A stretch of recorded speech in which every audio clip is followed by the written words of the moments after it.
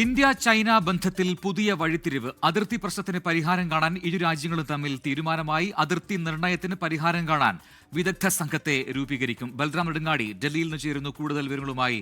Balram, Chinese വിദേശകാര്യമന്ത്രി ഇന്ത്യയിലുണ്ട്, വിവിധ കൂടിക്കാഴ്ചകൾ നടന്നുവരികയുമാണ്. ഇപ്പോഴത്തെ ഈ തീരുമാനം ഈ രാജ്യങ്ങൾക്കിടയിൽ ഈ അതിർത്തി നിർണയം ഒക്കെ സാധ്യമാകാൻ പോകുന്നു. അത് ഈ ചർച്ചയിൽ ഉണ്ടായ തീരുമാനമാണോ?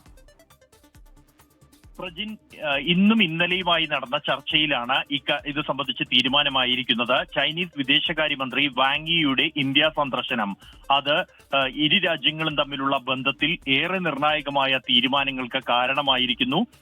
കഴിഞ്ഞ ദിവസം ഇന്ത്യയിലെത്തിയ വാങ് യി വിദേശകാര്യമന്ത്രി എസ് ജയശങ്കർ, കൂടാതെ ദേശീയ സുരക്ഷാ ഉപദേഷ്ടാവ് അജിത് ഡോവൽ, പ്രധാനമന്ത്രി നരേന്ദ്രമോദി എന്നിവരുമായി കൂടിക്കാഴ്ച നടത്തിയിരുന്നു. ഈ വിവിധ കൂടിക്കാഴ്ചകളിലാണ് ഇത് സംബന്ധിച്ചുള്ള തീരുമാനം ഉണ്ടായിരിക്കുന്നത്. ഇന്ത്യ ചൈനയും തമ്മിൽ കാലങ്ങളായുള്ള അതിർത്തി പ്രശ്നത്തിന് എത്രയും വേഗം പരിഹാരം കാണാൻ ഇരു രാജ്യങ്ങളും തമ്മിൽ തീരുമാനിച്ചിരിക്കുന്നു. അതിന്റെ അടിസ്ഥാനത്തിൽ അതിർത്തി നിർണയത്തിന് പരിഹാരം കാണാനായി ഒരു വിദഗ്ധ സംഘത്തെ രൂപീകരിക്കുന്നുണ്ട്. ഒപ്പം തന്നെ ഇരു രാജ്യങ്ങളും തമ്മിലുള്ള വിമാന സർവീസുകൾ എത്രയും വേഗം പുനരാരംഭിക്കാൻ തീരുമാനിച്ചിരിക്കുന്നു. ഇതോടൊപ്പം തന്നെ ഏറെ നിർണായകമാകുന്നത് അമേരിക്ക ഇരു രാജ്യങ്ങൾക്കും മേൽ ചുങ്കം തീരുവ ചുമത്തിയ ഒരു പശ്ചാത്തലം കൂടി ഈ സന്ദർശനത്തിനുണ്ട്.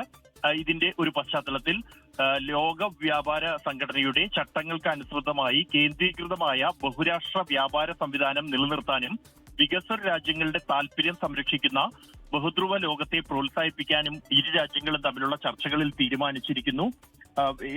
ഒപ്പം തന്നെ ഇന്ത്യ ചൈനയും തമ്മിലുള്ള വ്യാപാരങ്ങളും നിക്ഷേപങ്ങളും സുഗമമാക്കാനുള്ള തീരുമാനവും ഈ കൂടിക്കാഴ്ചയിൽ ഈ സന്ദർശനത്തിനിടെ ഉണ്ടായിട്ടുണ്ട്.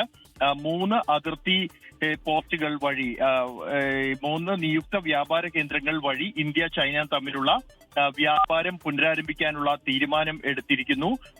അതിൽ ഇതും ഏറെ നിർണായകമാണ്. ലിപുലേഖ്, ഒപ്പം തന്നെ ഷിപ്കി പാസ്, നാഥുല പാസ് എന്നീ 3 നിയുക്ത കേന്ദ്രങ്ങൾ വഴിയായിരിക്കും ഇരു രാജ്യങ്ങളും തമ്മിലുള്ള വ്യാപാര ബന്ധം പുനരാരംഭിക്കുക.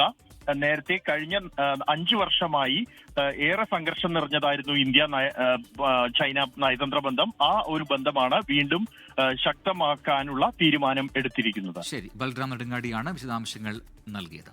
ലോകത്തെവിടെയായാലും ഏത് സമയത്തും 24 വാർത്തകളും ഓഗ്മെന്റഡ് റിയാലിറ്റി പാക്കേജുകളും എക്സ്പ്ലെയിനറുകളും വിശദമായി കാണാൻ ഞങ്ങളുടെ യൂട്യൂബ് ചാനൽ നിങ്ങൾക്ക് സബ്സ്ക്രൈബ് ചെയ്യാം.